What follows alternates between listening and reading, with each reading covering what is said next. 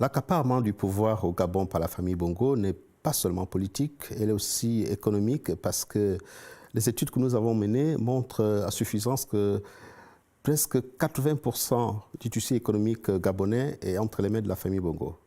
Ça veut tout simplement dire que la plupart des entreprises qui opèrent au Gabon ont comme actionnaire, si ce n'est pas Omar Bongo, défunt, c'est Ali Bongo et toute la famille dans le cadre de ce qu'on a appelé la nébuleuse Delta Synergie. Delta Synergie est une holding familiale qui regroupe des entreprises tant nationales qu'internationales où la famille Bongo, où Omar Bongo, père, avait des participations. Et à sa mort, Delta Synergie est rentré dans ce qu'on appelle l'héritage colossal de la famille Bongo. Donc, si par exemple, une entreprise s'installe au Gabon et que la famille Bongo, qui est considérée comme la famille régnante depuis 50 ans, détient des participations, cela va sans dire que l'économie est prise en otage. Et par conséquent, on ne peut pas arriver à une justice fiscale.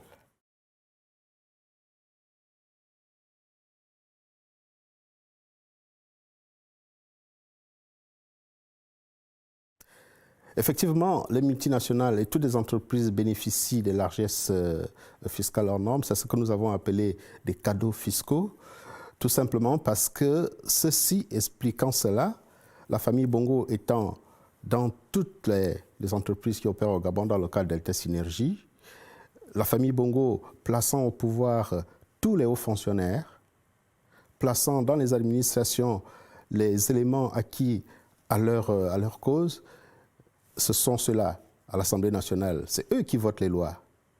Au niveau de la justice, où Ali Bongo est le président de la République, qui n'est autre qu'Ali Bongo, et en même temps président du Conseil supérieur de la magistrature. Donc, une fois que la justice voudrait s'instaurer, ce sont les mêmes qui vont dire la justice, pas au nom du peuple, mais au nom d'une famille.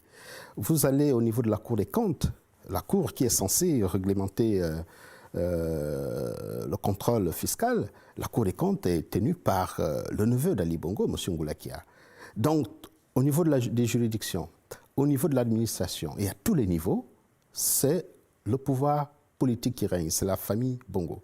Et par conséquent, si vous prenez une entreprise comme l'entreprise Olam, qui est une entreprise que nous avons considérée comme la lessiveuse de la famille Bongo, vous avez par exemple, dans le cadre de la zone économique spéciale d'Nkok, 16 ans d'exonération d'impôts. Je dis bien 16 ans d'exonération d'impôts.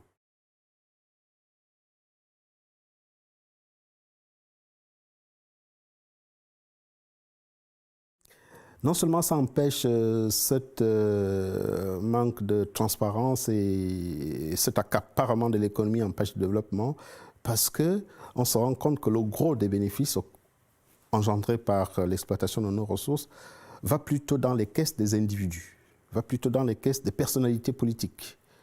Ça ne rentre pas dans le cadre du développement des infrastructures sociales.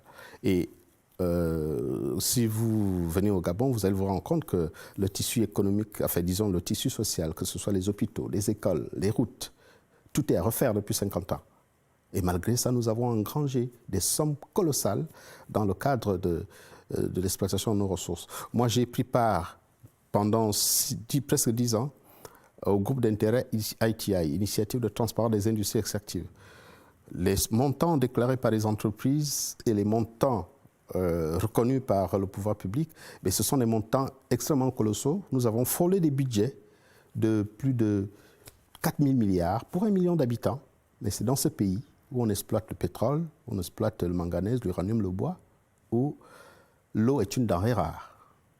L'eau est et pourtant il pleut chez nous 24 sur 24. La route, les routes ne sont pas praticables en toute saison et pourtant nous produisons du pétrole qui produit le goudron.